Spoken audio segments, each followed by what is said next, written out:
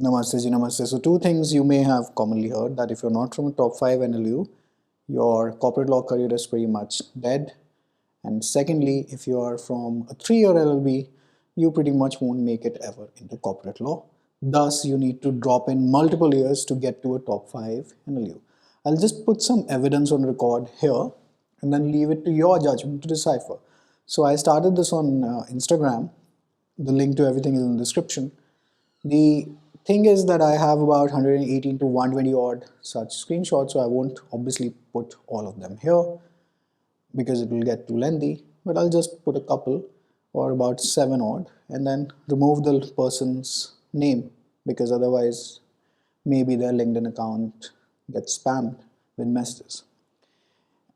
This is leaving up to your judgment. So point number 1, now 2, 3, 4, 5, 6, 7. The premise for the argument that if you don't make it to the top 5 NLUs and your corporate law career is dead, I've just given you evidence to the contrary. Rest is your judgment. At the end of the video, I've put in a discussion that I had with Mr. Ajay Sabharwal of the Indian Youth Economic Association, and they show the agenda on a 3-year LLB versus a 5-year LLB and my take on the collective pattern. Now, this aside, if you do get a top college, that's a good thing. That's pretty much a great thing. It's a thing to flaunt actually, right? But a good top college is akin to, well, a car such as this. How many of us have such a car? Does that mean that if we don't end up getting this car, because mind you, there are only like 80 to 200 odd seats in the top short NLUs, if we don't end up making there, does that mean our career is dead? Absolutely not. So we drive in a normal regular car. Maybe it works out. And it does work out. You look all around you. Not everyone has an exotic car. If you have it, it's great. Mind you, I have nothing against the top guys. It's absolutely fantastic to have. If you don't have it, then what do you do?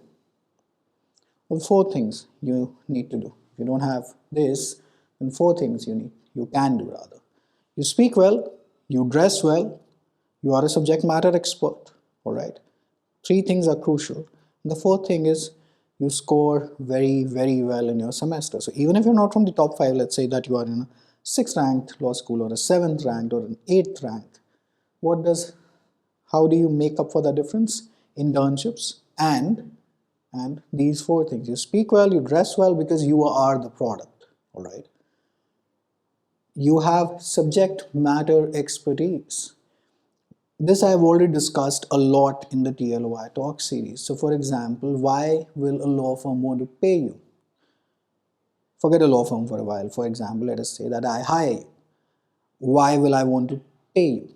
In an academy, I'll only pay you when you can handle at least one domain in which I can offload the work from my shoulders onto you. Let us say, for example, the CRPC, that I have a good teacher, so I'm going to pay him or her, and then the revenue is going to come back in, and then out of that revenue, I'm going to give you your salary. Similarly with a law firm. Now, for example, let us say that we come out of a college after 5 years, we are unable to convince somebody, like for example, people say that I want a job. Well, what can you do for me? In the field of law, what you can do is that you need to know your subject. Now, which subject? Any, at least for the purposes of an interview. But especially when we're talking about corporate laws here, you need to at least be well acquainted with tax-related matters, SEBI matters, the MCA matters, stuff that is pretty much taught to you in your 5-year program. Or if you can confidently say, well, then question me on the CRPC or question me on the IPC or question me on the CPC, you need to have answers to demonstrate to the other person that, well, even if this person is not from a top short NLU, this person A is hardworking and is intelligent, 2 traits that pretty much get the placement in those top 5. So then we'll demonstrate it to you. Second option is the 3-year LLB isn't exactly a bad route to take, contrary again to the popular perception that has been created for you. All right. A lot of people are very, very happily placed after doing their 3-year LLBs, and they have a dedicated graduation degree to couple it with. And their understanding of law also may just be a little tad better, because when they started studying law, they were at the age of 21. When you started studying law, you were at the age of 18. World of difference between the two groups. All right. So if you have great marks in your 12th standard and are able to get a very decent college in, let us say, in your graduation, for your graduation purposes, let's say that you end up making to DU or any other university in any other state, for example, Pune, Bangalore, Bombay, wherever it is, you do your graduation and then come back to LLB. So a LLB or a career in law doesn't, the doors don't get closed right after your 12th. There is always a second route to take. Then the counter argument that is going to come is that I won't get placed after a 3-year LLB. Let us say that you don't get placed from the campus.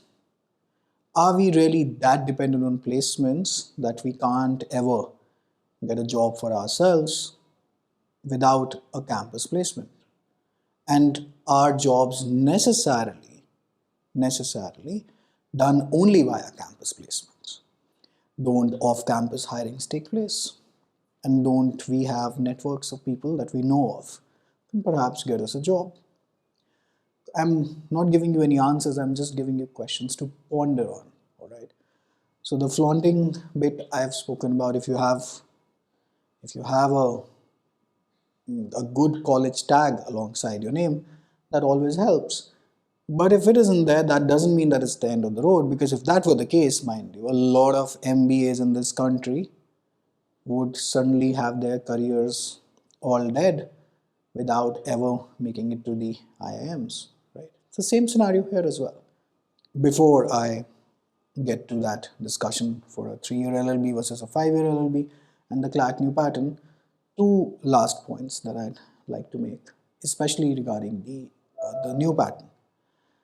So consider the JEE, consider the NEET, consider that there are formulas there. There's a fixed syllabus to pretty much everything, right? You practice those formulas, practice more and more questions, you become better, because it's obviously a science-based exam. So pretty much the outcome that you're going to get is pretty much fixed. Outcome as an outcome of the answers.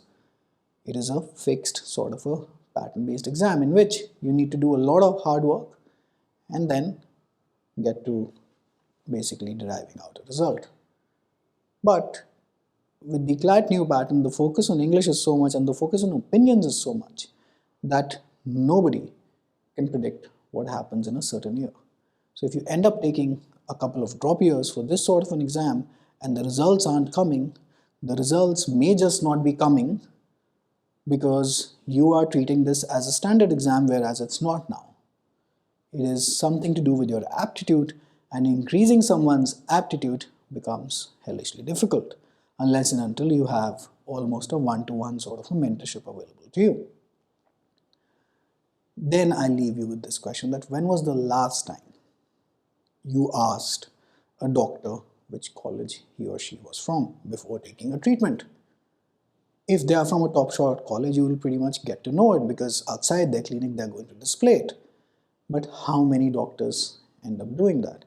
When was the last time when you went to your doctor, you asked them first, no, before your prescription, I need to check your academic credentials. Same thing with advocacy. So if the doctor is, let's say, from AIIMS, you are going to see that tag on their prescription. But even if it's not there and the doctor is speaking well, dressing well, is a subject matter expert, that pretty much nullifies the game, right? So now a 3-year LLB versus a 5-year LLB, a perspective, and about the CLAT new pattern. Again, these are just my opinions. You're completely welcome to disagree with them. More power to you, more power to your freedom of speech. All right. Do factor in these points before considering that, oh my god, you're done for just because you haven't ranked well in CLAT, or just because you've been told a couple of things. All right, so before feeling dejected, demotivated, please do factor in everything before taking a decision for yourself. Take care. Bye.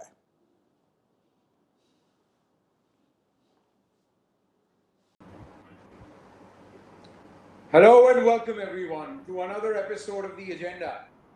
This is Ajay Sabarwal and I welcome you all to this podcast on standards of legal education and competitive exams in India. I will begin today exactly where we left off last time, that is from Yogi Berra's "There is no difference in theory and practice in theory, but in practice there is." And that is what we will be talking about today, the practical side of legal education, which is very often missing in classrooms, at colleges, and universities. We have with us today Mr. Sehaj Arora. He is founder of Teaching Laws of India Academy and runs a YouTube channel focusing on teaching law. Has been doing this for the past few years. His academic background after his education at Sanskriti School in New Delhi was that he completed his undergraduate degree from the University of London in Management and then completed his LLB from the Faculty of Law, Delhi University. He has also been involved with teaching students with learning difficulties, and he runs Purti, a school for students with learning difficulties, which he's been running for the last decade. For more details on Purti, you can go to his Twitter profile, and the pinned tweet leads you to more details about Purti if you would like to be involved with that. And obviously, TLOI Academy has got a brilliant YouTube channel and has got some amazing videos. My personal recommendation, obviously, for anyone looking forward to joining the legal profession or enrolling themselves in law school, obviously has to be the video on how to decide whether you want to go for this or not. Obviously, a good chunk of this discussion is going to be about that as well. And over the course of discussion, we will be answering some of those questions too. A very warm welcome to you, Sej. Thank you. Thank you so much, Ajay. So I will cut to the chase. We've already got multiple questions from students across the country. And a key question that is repeated by many is the larger dilemma between the 3-year program and between the 5-year program. One might say that the 3-year program is pursued by those who have some experience of life, have learnt a particular subject in greater detail, and then move into law, to read the law in greater detail. As opposed to people who want to save a year and who are sure that, okay, they want to pursue the law. So those are sort of two aspects. I recall, if I may, before I get you on board, words from Justice Indu Malhotra. This was 2 years back at the SCORA conference, the Supreme Court Advocates on Record conference, when they were talking about legal education. And Justice Malhotra, who was the keynote speaker at that time, spoke that even now, right, despite the 5-year program getting prevalence and everyone sort of going after it, even many established lawyers, practitioners, and judges are suggesting and recommending to their own children, and their recommendation to sort of the youth now is to follow the same path they followed back in the day. That is the 3+3 program. And this is a question received from many, so we would like your insights on this, your opinions, and your commentary on what are the key practical aspects of the benefits of the 3-year program, benefits of the 5-year program, the pros and cons, who should choose what, and what has been your experience with, again, your practice as well as the students that you've been mentoring over the years. Right. So let's get one thing straight. Law is a stressful and cumbersome practice. There is no two questions about it. As soon as you graduate, when you come into practicing basically what you have learned, when you are 17, when you are signing up for this in a 5-year law program, I believe that you're quite young. Your preferences in life changes. Your as obviously as you age. So by the time you're 21, 22, you're not exactly the same person whom you were at 17. I mean, you're signed up for like a 5-year law program in which some odd dream has been sold to you that that you are going to, as soon as you graduate from NLU, you have like a 15 lakh package or a 20 lakh package waiting for you, which is absolutely not the case in litigation. First and foremost, those packages are available to the top 10 to the top 20 out of the topmost NLUs, and they are available, no doubt about it. But for how many people? So people jump in just for the package. By the time you hit your third and fourth year, you realize that this just may not be the thing that I want to do. So you then want a backup degree in hand. You're not allowed to leave the system. That is the first major disadvantage of a 5-year law program. In my own assessment and the endless students that I've had for the 5-year law program as well. So I face this issue a lot, when you're hitting like your fourth year in a 5-year law program, a lot of queries on YouTube are also there. Can I quit after getting my BA or a BBA or whatever the primary degree is? So that exit route is not there, first and foremost. So if you jumped in for the package and you realize, bloody hell, I am now not going to get that package, certainly, because after all, how many people land up those packages? They do, but a very tiny minority does. So let's get real about this. And then sometimes what happens is, so that's one major disadvantage. One major advantage is, now this is the modern day caste system, I would say, that some law firms will just not talk to you out of, if you're not from a particular NLU, and which is also a reality. A corporate law firm, some of the top-notch law firms, I'm only talking about placements here, so they will not be willing to speak with you. So even if you are an insanely exceptional individual from, let's say, any other institution, you're just not allowed in. So you break down the hierarchy. Us as humans tend to build it up. So therein, in corporate placements, you certainly have an advantage. Why? Because it's a closed off system only in terms of placements. But if you can like get your experience of, let's say, 5 years or 3 years of practice, and then all of these law firms will start running after you if you have that required experience, but you're certainly not going to get into that door. So one major disadvantage, that your dreams of that packages keep coming crashing down. And the major advantage is that you get into the door of these law firms, right? Now, in a 3-year law practice, or sorry, 3-year law course rather, the first big advantage is you have a backup degree at hand. So even if you get law, let us say that you are in economics honors, presumably, let's say from SRCC or any other good college or the Hindu or whatever it is, you have a backup plan in life. Let's say that you don't like the flavor of LLB. You are much more mature to understand. So as soon as knowledge is given to you at the age of 17, 18, you become what I call as a traditional chaudhry. So you have views on Article 14, you have views on Article 19, you have views on Article 25. And since this newly acquired knowledge is with you, and because law is powerful, there is absolutely no doubt about it, because suddenly you become a Vakil Saab, right? You don't become that in an MBA. You don't get that sort of a stature anywhere else except for, I would say, doctorate and CA, right? Similar professions, again, in which you're not selling a good, but it's a service where you are technically speaking the product. So when you're young and you get that sort of knowledge, you have a lot of views. And sometimes you tend to think that your teacher is a deity who is exactly feeding you very correct things, forgetting that he or she may have his or her own political biases in trying to tell you, like, for example, let us say that you graduate from a top shot NLU, which is a brilliant thing, in fact.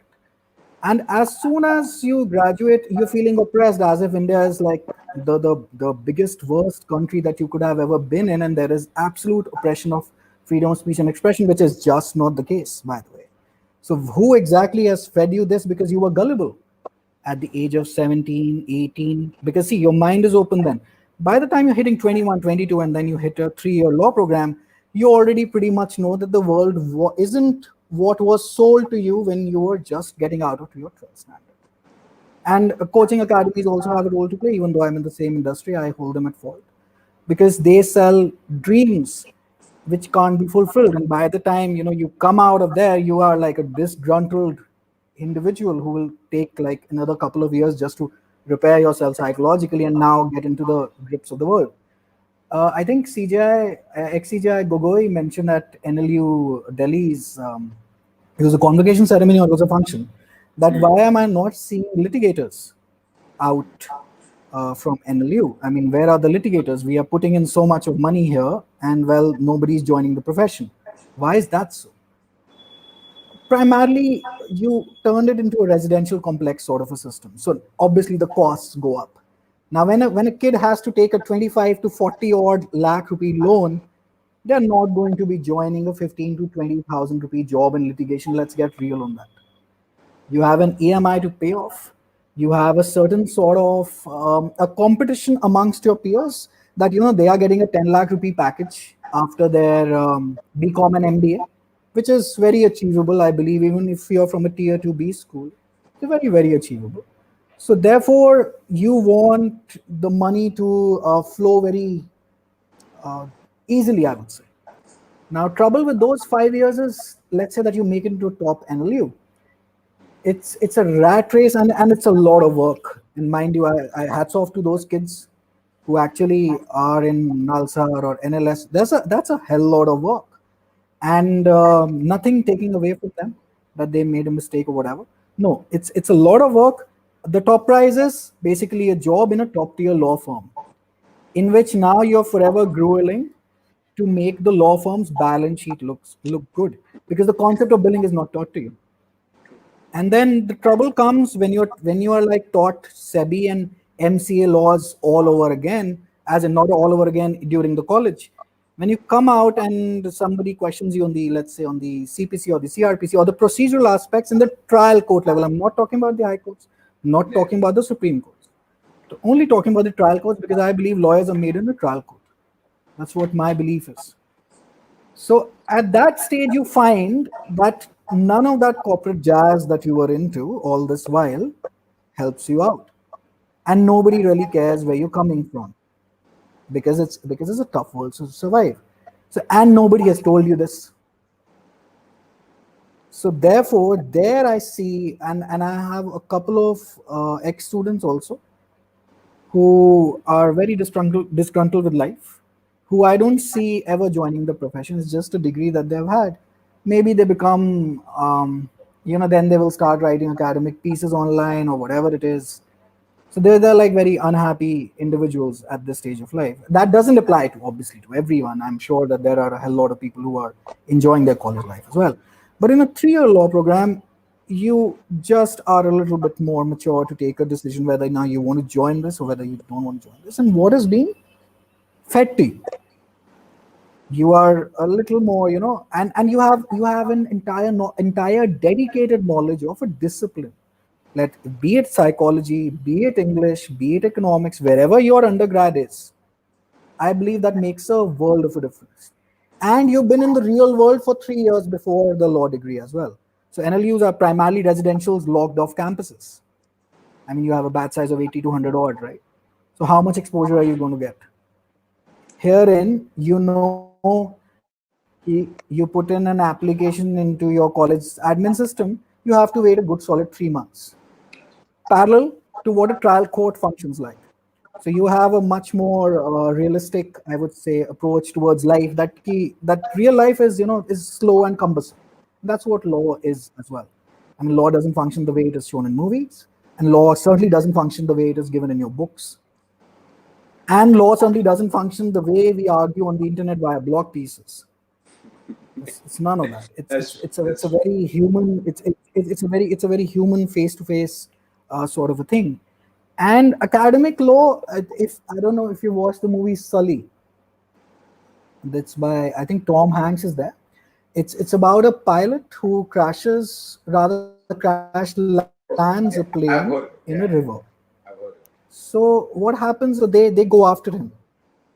They launch an inquiry against him, and Tom Hanks has played this brilliantly. I think this happened in New York in the early 2009, 2010, if I'm forgotten basically. So they crash land the plane in the Hudson River, because as soon as the plane took off, birds hit the engines and the engines completely failed and the plane had to be landed in a river. So as per their simulations, the plane could have been landed at an airport. So they basically make him face the test that how come these pilots are able to land in an airport and you couldn't. And all he says is, what about the human touch? We didn't have the time to practice, that we didn't know that this thing is going to crash. So you put in some time to give those guys a reaction time. So they give them 35 seconds that after the birds hit, you will not touch the plane, and then you're going to carry on the simulation, and the plane never made it back. So whenever we are reading, online pieces or online arguments by lawyers, we have to consider that these are simulations. Maybe the judge is, pissed off that day. Maybe you are not exactly in your wittiest best. Maybe the AC goes off. Maybe who knows what is happening exactly. Maybe your junior messes up the written pleadings. A hell lot of things happen, and law isn't exactly as simple as it's made out to be. Now, the 5 year guys usually are under the impression that law works as per articles that they keep on reading, and in real life, it's a completely different ballgame altogether. Precisely, many quit litigation. Many are not interested in any new hoगा. So they want to work in corporate law offices, which is fine. As a lawyer on Twitter once said, that what exactly is the aim? Are we aiming to supply paralegals to foreign law firms? Is that the aim? Because that's what it is, pretty much. And DU is no better. DU and 3 year law programs have their own huge drawbacks. That's a separate story altogether, that you don't perhaps even get a fan in your classroom sometimes. But that's a separate story altogether.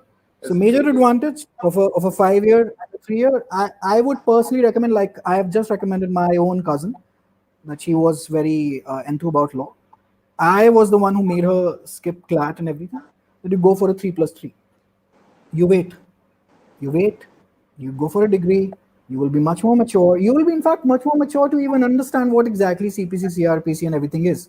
And when that sort of knowledge comes to you at the age of 17, when that sort of knowledge comes at the age of about 21, 22, or rather 22 and only, there's a world of difference between your own evolution, I would say. So you can much more better grasp it, but that's again completely my opinion, and opinions differ all the time. But that's my take on the 5 year, 3 year. Certainly, absolutely.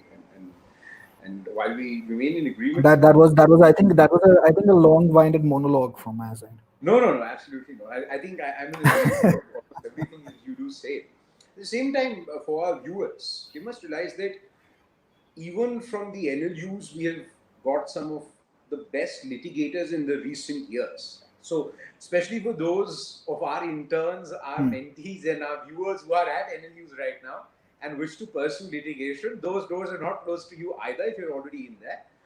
At the end of it, certainly valid points are being made by Mr. Arora that if you are at the doorstep when you're making that decision, these are important factors that have to be considered. And certainly, this is absolutely important. The key takeaway from that is that a key takeaway from this would be that ultimately, at the end of the rat race, one mustn't forget that one remains a rat. So, on that, yes. on that note, I get to my next question, which is on a similar point, and that's the question of entrance exams. Now, we have entrance exams, we have the CLAT, and we would like your comments on the changed formats, the IELTS, and those approaches. But at the same time, we see that there is a strong overlap between students who get a law degree or are at least enrolled in a law school program, and those students who wish to apply for, let's say, either judicial services or civil services or other government service related entrance exams, including the UPSC Central Civil Services. Now, the various points regarding these entrance exams that we would like to hear from you on are: one, obviously, like I said, the changed format of the status, the CLAT, IELTS, etc. And secondly, I wouldn't say more importantly, but as important, is what are the benefits that students have when they're, let's say, sitting for other exams, and which are not law exams per se, but government institutions or government service exams when they have a law degree, whether it's study of sort of a Lakshmi Kant or a polity or other aspects. What are the key advantages they have? And what has been your experience pertaining to this? Because we also see that a lot of students for TLOI and even otherwise who approach sort of the reading of the law tend also to have not just to become a lawyer in mind, but to maybe start off as a metropolitan magistrate, or as to someday become a district judge, a sessions judge, or even for that matter to become a bureaucrat. So, what about those paths? Okay, so let's split this discussion into three. So first is CLAT new pattern and AILT. Secondly is we are looking at the UPSC law optional and judiciary basically. Third is what advantages does a law graduate have in all of these examinations? Correct? If I've basically so with reference to the first discussion, as a point you mentioned, I'll just start off with this discussion is my advice to a 17-18-year-old is know what you're signing up for. That's pretty much it. So there is nothing that the doors of litigation are closed off to NLU grad. In fact, now the supply of lawyers that we have are predominantly NLUs, and they're quite good as well. So I'm talking to a section who is completely unhappy and disgruntled, and that majority exists. It is quite a silent majority that is existing. Now coming to the CLAT new pattern and the AILET. Now AILET 2019, if I'm not mistaken, was almost you can say a 60% straight copy from the GMAT. I mean, there's an article that documented this as well, and that is why the AILET is so tough, because if you're copying questions from the GMAT, which is primarily an exam that is suited to test a 27 to 28-year-old, and you're giving those questions to a 17-year-old, there's a world of difference. When I say that, oh, schooling mein 10th mein kya hota tha, 12th is nothing. Integration, derivation was piece of cake. At this age, I can say that at 17, I was horrified. I was like, please burn this book, keep it somewhere. I don't want to study this. Now, at the age of 17, when you're giving a GMAT level paper, automatically the paper becomes exceedingly difficult. So the easiest portion of that exam to crack is the current affairs and static GK portion. I believe that is the easiest, because it's either you know it or you don't know it. It's as simple as that. Now, when you're giving sentence correction level from GMAT, a 17-year-old pretty much cannot do it. Obviously, exceptions are there. The exceptional kids are there. So whenever we're talking about the AILET, it is a slightly tougher examination. It's intentionally been created that way by whoever's creating the exam, and they blatantly copy left, right, center from higher ed B school examinations, with the added advantage of a legal reasoning sort of section that exists, which is also not exactly very easy, I would say, but doable if your fundamentals are sound. Now, CLAT was another pattern. CLAT was the older pattern that I'm talking about. Was you can say a mix and match of traditional entrance examinations and basically a law entrance, in which a legal reasoning section was there, which Professor Mustafa, I think, hinted last year that it is immoral. And that was the time I said on YouTube that this pattern is going to change. Yeah, the legal section is immoral, or was it that word, or was it really don't the exact word, but something to that effect. So this was back in September. I think it did an interview with the Hindu or whatever it was, and that was a big clue that something's going to change, and it did. Then he eventually made a video that no, we're not gonna test you on rote learning mechanism or whatever. And then basically, I think he was made to quit the committee. So he's now out of the consortium. And so I really don't know what happened there. The original vision was damn right perfect. It was the need of the hour. You were asking people to solve around 200 odd questions in a space of 2 hours. An entire coaching industry mushroomed thanks to that exam. And it was the need of the hour. Now, when Professor Mustafa also started out on this, the change was very welcome. In fact, I was the first ones to welcome it. Now, when I saw its execution, I was like, this is not exactly where we want this exam to go. Why? Because the stress on English is enormous. I mean, it's if I actually get down to its bare skeleton, anyone from a, let's say, tier one school, the Sanskriti, Sri Rams, Moderns, Vasant Valleys of the world, versus anyone from, let's say, a school. It's not that tier two, tier three, somebody took a major offense at my criticism as well, because he said that how can you say that tier two, tier three kids can't crack it? They can. I'm not saying that. But let's say that somebody from a backward area of MP, UP, Bihar, whatever, tier three schools, not the posher schools there also, right? The guys who could have been excellent lawyers, you've just shut the door on them. Why? Because English is anyway a test of English. That's basically the means. Current affairs you turn into comprehension-based passages, which again depend on your ability to read English as fast as you can, because we have a timer as well on your head. Logical reasoning is nothing but critical reasoning, which is nothing but English from a B school entrance exam. So question stuff such as what is the inference of the author, what is the assumption of the author. That is, I would say that is a thinking man's English only. You can label it as logical reasoning. And then legal is, well, legal is again now English. It is more and more and more English. What does that leave you with? 15 odd questions of maths.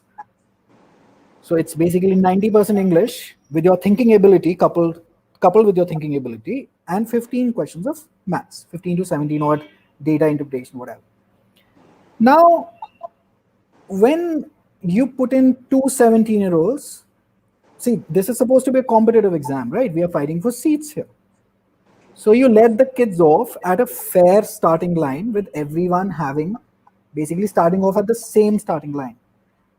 But you are putting in articles by Mr. Gautam Bhatia, you're quoting articles from The Wire, you're quoting articles from the Scroll in the sample papers, and nothing to do with left wing or right wing, but they use very fancy vocabulary, right? So they use By terms such as sample papers. You mentioned sample papers or the final. the sample papers. So sample papers have been released. They contain stuff from such publications which use a very good level of English, right? Now, a kid from, let's say, a modern Barakhamba or a Sanskriti school or Sri Ram or whatever has an added advantage, come what may, over a child who is, let's say, when we are hitting a tier three schools, even from Delhi. They do have an advantage because the vocab is better, the English is better. They've been trained to think and read in English. And it's a very difficult fact to accept, but that's how it is. That's how it is. My primary speaking skill is thanks to my school. The college is knowledge. That's what I believe. Your roots are your school. So a kid who earlier in the previous pattern had an advantage, had a chance to make it, in let's say in the logical section or in the static GK section, or even his maths capability, now has a certain disadvantage at reading English in a space of 2 hours, and every question is a passage, mind you, of 400 odd words. So if you're a Hindi medium student, I would say the boat is actually tilted against you. That was my criticism of it. Some people couldn't comprehend it. They came in attacking that how can you say even tier 2, tier 3? They can do it. I'm saying that the tier 1 posher schools certainly have an added advantage. Now, what is going to happen is that you're going to segregate. You're going to see this, by the way, in the coming few years. Obviously, this pattern is going to get revised and the consortium will get better. They are also starting out a new thing. Let's give them the benefit of doubt as well. They will revise it. Obviously, they have improved a lot. In fact, from the first sample paper to the stuff that they're asking now is quite decent. They have taken the feedback. They are actually working with the students that no college body does, by the way. They were actually replying on Instagram. They were at it. But then, as usual, the community kept on attacking them, and then they have, I think, switched off the comments on Instagram as well because the second time. So now what you're going to see is These kids from the very good schools, they're going to give multiple examinations, and the chances of them cracking the CLAT are actually quite high. So they have an added advantage. So what you're going to see is a lot of these elite, posh, rich kids will take the majority of the seats in a NLU already. So it's again going to be a modern day caste system. So what exactly was the purpose? We really don't know. What exactly is happening here? Maybe they revise they're going to, I think, tone down what they initially started out with. They have taken the feedback as well. So it's good that we are, at least they're listening. So the initial vision for the CLAT new pattern is excellent, by the way. It is excellent. But then I would say to anyone now looking to prepare for the CLAT, sit down and read. That's the core ability that no coaching academy can increase in you. Absolutely none.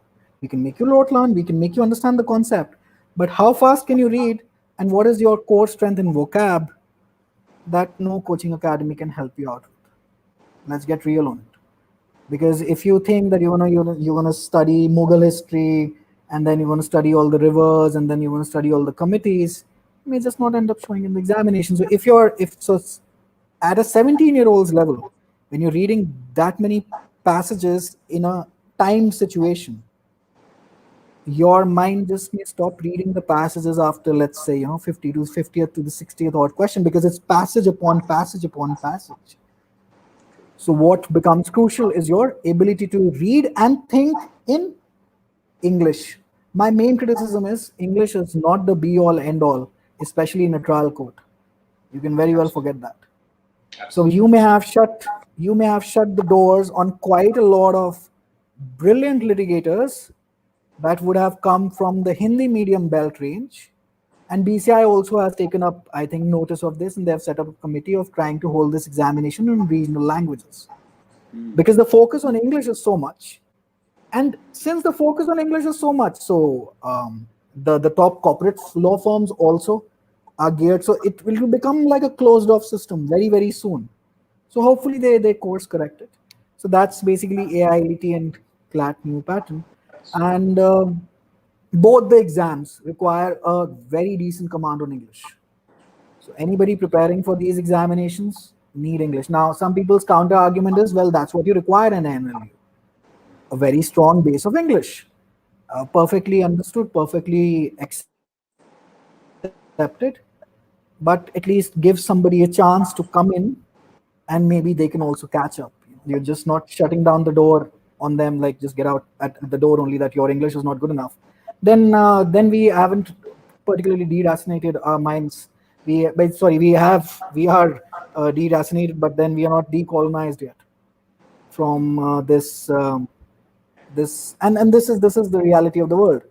Why are these top NLUs coveted? Because the kids that are coming out from there, they're quite polished. Why is a top tier law firm's job is so coveted? Polish. It is all about the polish.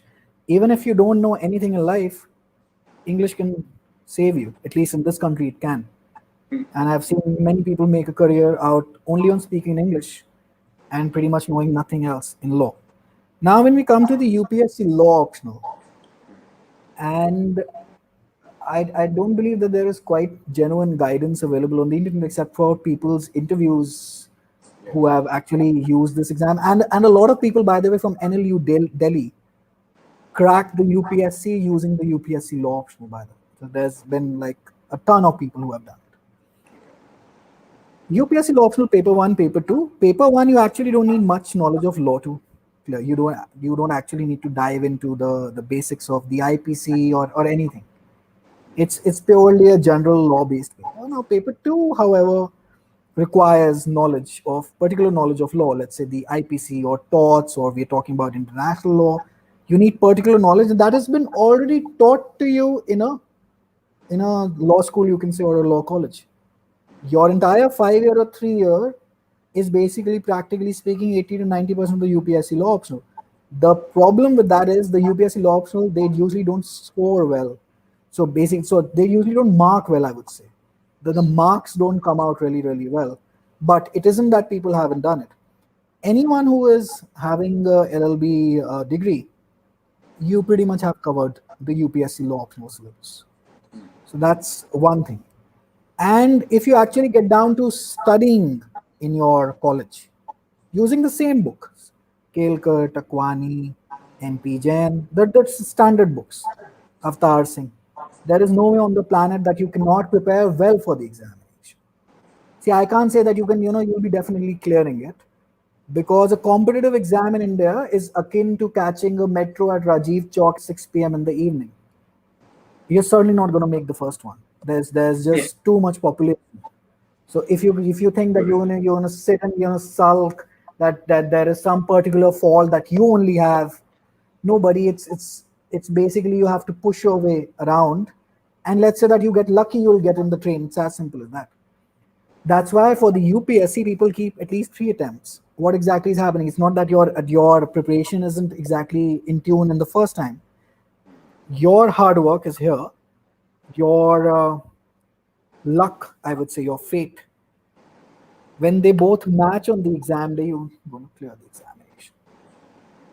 They have to align perfectly well. So let's say that you do all the static GK of the world and you appear in KBC and he doesn't ever ask you the question. Doesn't mean that you prepared, not well. You prepared your level best. The question wasn't asked. That is the problem in UPSC. So anyone, I would say, so people usually shy away from the UPSC law option. But I would say that if you actually get down to studying, which almost nobody does, because everyone's busy in moot courts, everyone's busy in internships, you actually get down to the bare basics, and there is no way on this planet that you are not well prepared for your law option. That's pretty much my opinion on it. Now coming to judiciary. Judiciary is also the same. So people make a hell lot of hype around the judiciary examinations.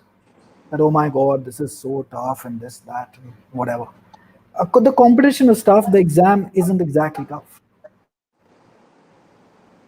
If you think that you will not know what an attempt is in IPC, attempt section 511 of the IPC, you don't know if I wake you up at 2 in the night and ask you about Article 310, what is there in the Constitution, what is the 320 CRPC, and basically endless articles. I just recently did a video in which I showed students that it can be done, that you can actually remember all the articles that you need to from the Constitution for an exam. And same way in a judicial exam also, it can be done. CRPC, IPC, CPC, everyone wrote learns Order 21, Order 7, Rule 7, whatever. You wake me up at 2 in the night, I'll be able to tell you what is what and what is not. But it has taken a couple of years. So I don't expect that from a student of law in a college, because I'm doing this day in, night out. So, you have like Part 3 fundamental rights, Part 4 DPSPs, and you can quote stuff like this, that 37 not enforceable, 32 is writs, whatever. But if you think that if you're sitting for judiciary and you don't expect, or you are not expected to know all of this, well, forget it. All that you need to do in judiciary also is, just like the stuff that I have just used as an example, you need to be very, very clear with your bare act, not any textbook, not any coaching material, your universal key, yellow colored bare act. That's it. That's what you're going to be tested on, and get into people don't actually get into this, I would say, mindset of a judge.